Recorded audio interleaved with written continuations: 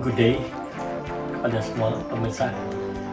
Oke, sekarang kita memasuki satu episode di mana ingin menceritakan ya mengenai peranan daripada business lawyer itu kalau di dunia bisnis. Jadi pengalaman yang saya ketahui adalah bahwa masyarakat umum mungkin ada yang belum tahu ya bahwa lawyer itu bermacam-macam. Nah, kalau terkaitan dengan business lawyer itu in-house legal counsel itu kan you berada di satu perusahaan di mana kapasitas you adalah memberikan legal advice kepada manajemen tentunya ya dan kepada para end user. Tentunya itu tergantung. Nah, kalau seperti umpamanya di pengalaman kami di Havco, Faiko itu kan perusahaan minyak ya, minyak dan gas. Nah, itu in-house legal counsel exploration production. Jadi di sebagaimana kita ketahui di dalam perminyakan itu kan tahapannya itu bisa dari yang kami pernah menerangkan ada semacam kayak joint studies terus meningkat. Kalau sudah joint studies itu dianggap bagus, artinya potensi untuk blok yang untuk dilelang.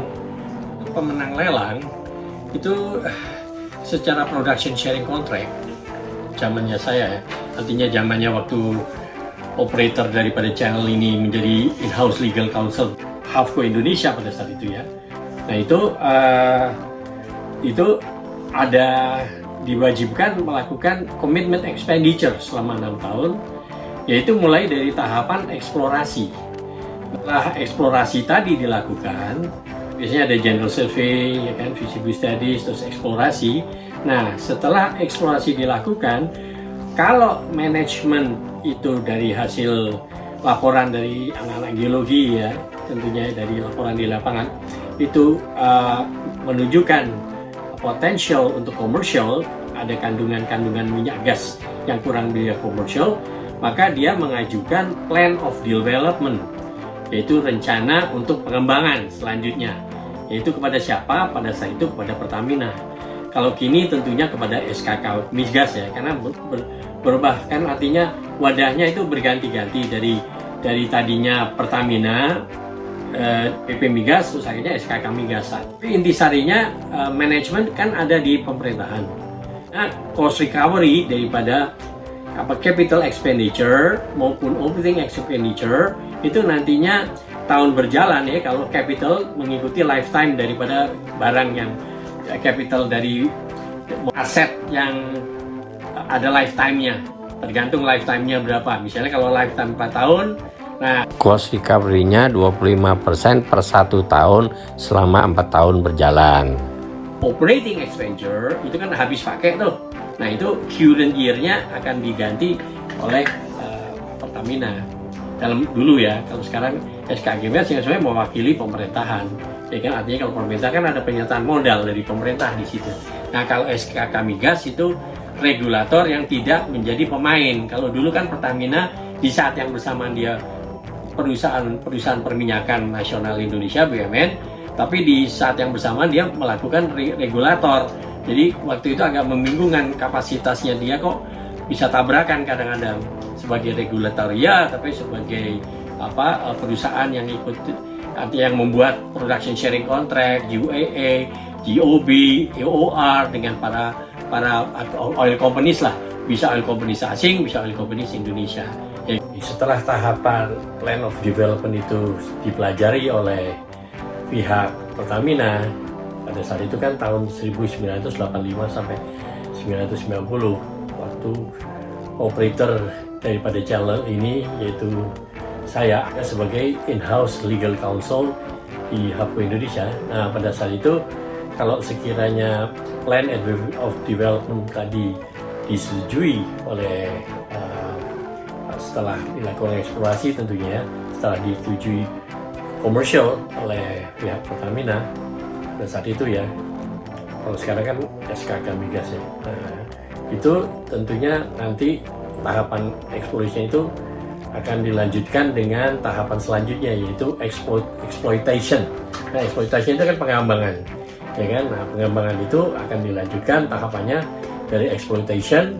Nanti dari exploitation tersebut pengembangannya terus dibangunlah plan-plan dengan construction ya.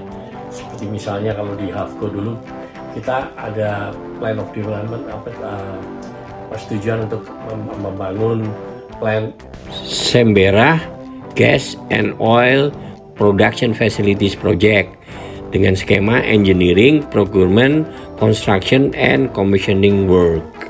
Jadi terkait dengan tadi, maka dilakukanlah kelanjutan dari pengembangan tersebut. Jadi komitmen expenditure 6 tahun itu adalah kesanggupan daripada pihak pemenang tender untuk mengeluarkan expenditure biaya supaya apa? Supaya ada Dan kepada pemerintah via Pertamina.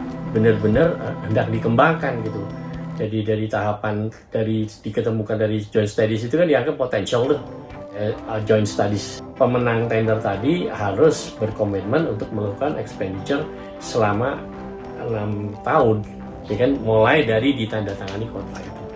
Nah, setelah seperti yang tadi kita udah utarakan, setelah eksplorasi dilakukan dan ternyata dianggap oleh manajemen, tentunya paparan dari apa di lapangan ya oleh geologis bahwa komersial, dianggap komersial kandungan migasnya di bawah bumi itu, maka dilanjutkanlah tahapan berikutnya yaitu mengajukan plan of development. Dan kalau Pertamina dalam ini menyetujui pada saat itu ya, tahun 1985 sampai 90 ya, saya bekerja sebagai in-house legal counsel. Nah itu waktu itu peraturannya Pertamina yang akan menyetujui plan of development tadi kalau emang dianggap komersial juga oleh Pertamina. Lalu ini mewakili pemerintah tentunya, karena pemerintah kan ada penyertaan modal di Pertamina tersebut.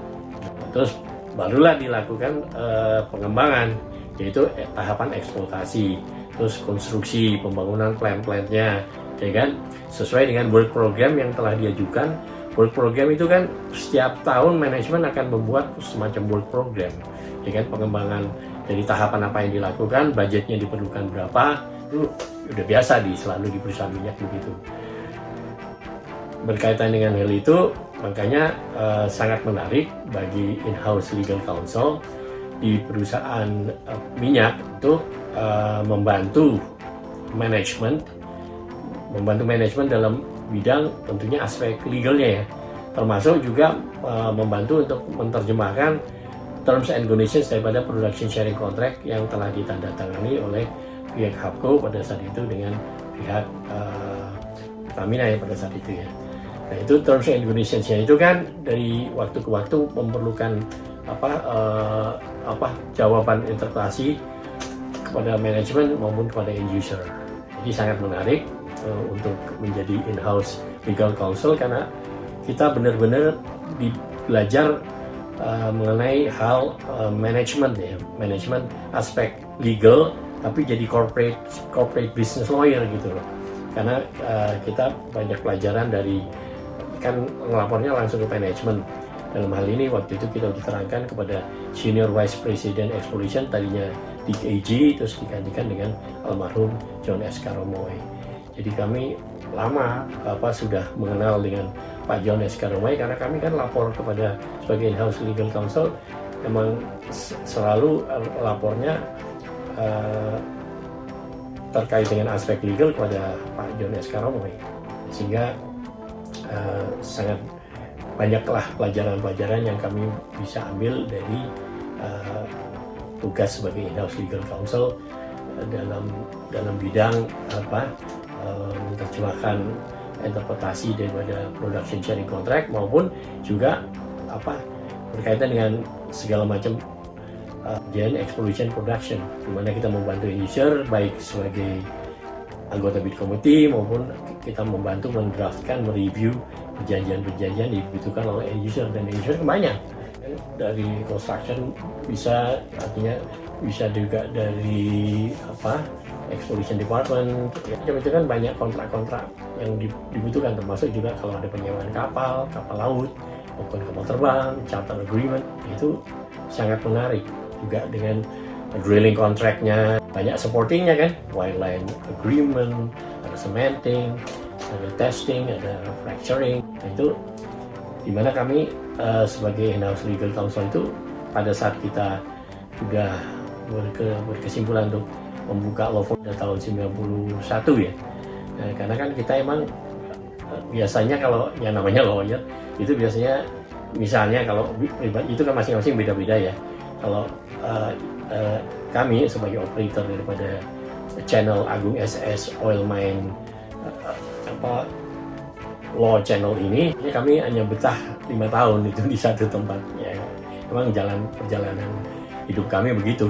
Kami senang mencari venture baru, nah, termasuk membuka law office sendiri gitu.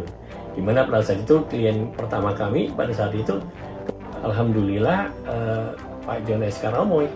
Dimana Pak John S. Karamoy pada saat itu hendak membantu Pak Arifin Panigoro untuk mengambil blok Tesoro. Nah, kurang lebih kalau dari grup Medco sendiri kan waktu itu di Ampera ya, Jalan Ampera pada saat itu kan grupnya Pak Arifin Panigoro waktu itu ada 8 rig yang disewakan kepada semua oil company termasuk kepada Havco. Nah, sehingga waktu itu ditawarkan oleh Pak John S. Karamoy untuk mengakuisisi blok Tesoro. Diketahui lah data-datanya oleh Pak John. Nah, sehingga waktu representasi ke bank menarik sekali karena apa?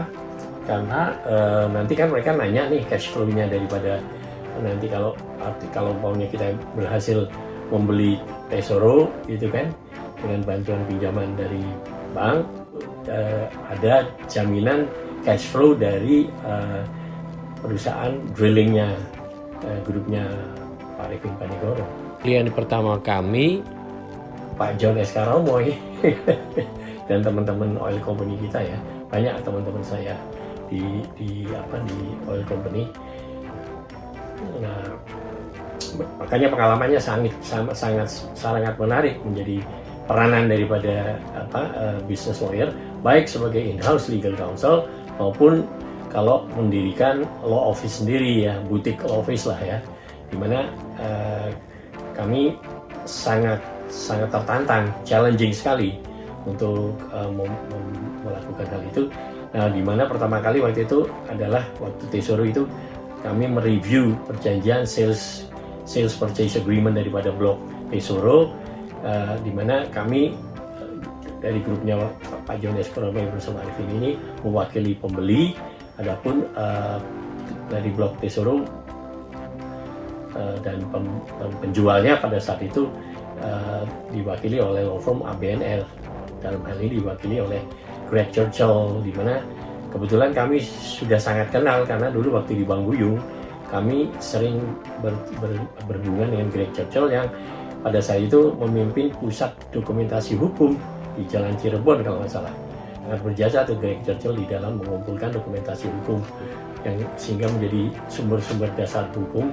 Itu kalau kita cari dokumentasinya kita ke tempat di PDH itu, pusat dokumentasi hukum yang dikelola juga dibantu oleh Greg Churchill. Nah, Greg Churchill kebetulan pada saat itu di law firm ABNR. Nah, kami akhirnya mereview sale and purchase agreement tersebut, jadi sangat menarik pada saat itu. Tentunya kembali rezeki masing-masing dari Allah ya, karena Allah kan yang menciptakan bumi ini dengan segala macam isi apa yang ada di dalam bumi, minyak dan gas yang menurut ahli-ahli geologi itu prosesnya itu 350 juta tahun itu, plankton ya kan, plankton yaitu dari binatang maupun tanaman ya, yang sudah terkubur di dalam bumi. Nah, di dalam kedalaman bumi itu kan ada tekanan nih, pressure-nya kan sangat tinggi. Nah, selain pressure juga panas. Makanya pressure dan panas itu menyebabkan plankton tadi 350 juta terkubur di bumi, akhirnya menjadi minyak dan gas. Nah, itu ada jebakan-jebakan. Nah, itu anak geologi yang senang kita mendengarkan presentasi mereka mengenai proses pembuatan daripada minyak dan gas, dan juga di mana ada jebakan-jebakan dari di pusat kandungan tersebut. Proses 350 juta tahun kan lama sekali. Manusia umurnya berapa sih?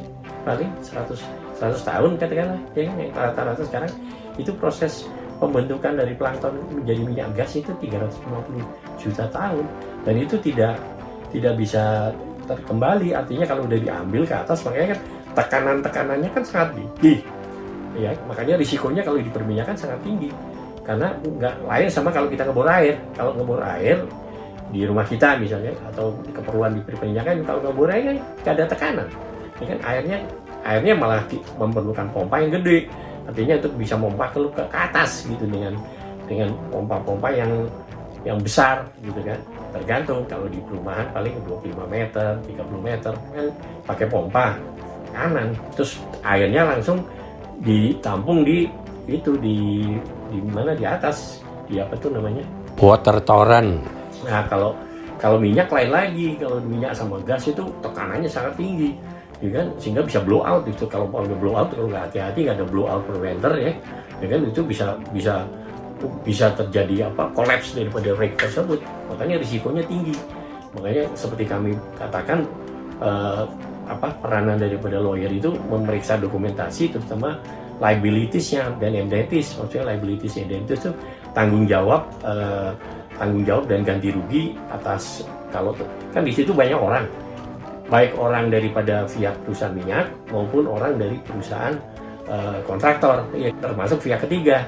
Belum barang-barangnya. Barang-barangnya itu, kalau kan ada barang pribadi, tapi ada juga barang-barang dari perusahaan masing-masing, dari perusahaan perminyakan ada, dari perusahaan drilling misalnya, dari kontraktornya, belum dari subkontraktornya kan banyak.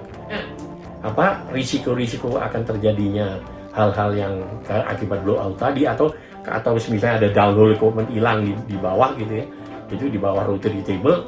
Nah itu aturan-aturannya mengenai siapa yang bertanggung jawab untuk terjadi kehilangan misalnya dari downhole equipment kan, itu ke dalam sekali, sehingga perlu fishing kan. Jadi sangat menarik lah untuk menjadi lawyer itu, dan kita serius. Artinya serius di dalam kerja, apalagi perusahaan itu kan investornya pada saat itu joint venture antara beberapa investor dari Amerika, sehingga serius sekali. Dan mereka ngelihat praktek manusia-manusianya yang bekerja di perusahaan minyak itu. Jadi dia tidak terlalu melihat gelar-gelar, malah kalau umpamanya perlu disekolahin gitu kan. Tapi yang penting kerjanya, kemampuannya, seriusnya, integritasnya. Itu di perusahaan-perusahaan kami yang belajar di perusahaan Amerika itu begitu, emang orangnya serius. Birokrasi senior junior nggak ada itu. Jadi artinya you mampu, oke. Ya kan, you masih muda tapi mampu, oke, gitu loh. Lihat dari meritnya, dari hasil kerjanya, bukan dilihat dari umurnya segala macam kan. Emang beda-beda sih karakter corporate culture ya. Perusahaan Jepang lain, perusahaan Korea lain, perusahaan Indonesia lain. Kalau perusahaan Amerika terasa sekali bahwa kita tergantung merit, artinya cakap nggak kita bekerja, berguna nggak kepada end user, berguna kepada manajemen, bisa nggak memberikan advice yang down to earth, yang real ya, yang nyata, menyelamatkan investasi. Karena investasi itu kan banyak sinking cost, ya kan. Bayangin, menurut manajemen itu kan, kalau dibor 8 sumur, ya kan, itu yang dapat ini dari permulaan nih. 8 sumur yang masih benar wildcat gitu ya, artinya masih benar eksplorasi, belum ada data-data apapun. Risikonya itu, waduh, dari 8 sumur itu hanya dapat 1 yang biasanya ada discovery.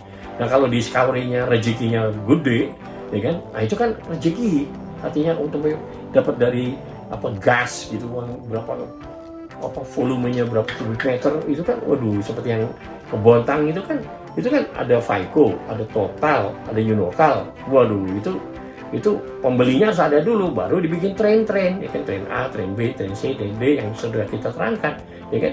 Karena di sana di Jepang itu biasanya perusahaan listrik ya, itu membutuhkan LNG untuk meran industrinya segala macam. Jadi sangat menarik. Ini kan bidang energi, artinya hasil akhirnya energi kan. Jadi gas alam cair LNG pada akhirnya menghasilkan energi. Turbin, ya kan, akhirnya bergerak tuh, akhirnya industri bergerak. Terus kalau perlu gas-gas juga, kan ada liquid natural gas, makanya kan itu kalau didinginkan itu di bawah minus berapa Celsius itu, ya kan bisa kelihatan tuh di bukunya yang Hands Across the Sea. Wah itu sangat menarik itu. Hands Across the Sea, the story of Indonesian LNG. Nah itu termasuk di Aron ada tuh, di mobil oil juga ada, ya kan? Tapi kalau kita kan lagi fokus mengenai yang di Kalimantan, ya kan, di prosesnya itu. Kalau minyak kan di gathering, nanti kalau mau diproses lebih lanjut, kalau minyak ya itu kan di kilang. Tapi kalau gas lain lagi, harus ada refinery kan. Nah refinery ini baru dibangun karena sangat mahal, itu setelah adanya buyer dengan long term agreement. Ya kan, kayak tukang jahit gitu loh. Tukang jahit kan kalau udah beli mesin jahit kan harus ada yang jahit. Seperti kilang pun kalau ingin proses kita nggak harus ada yang bisa diproses. Kalau di pertambangan misalnya, pertambangan juga begitu kan, smelter kan kalau di pertambangan.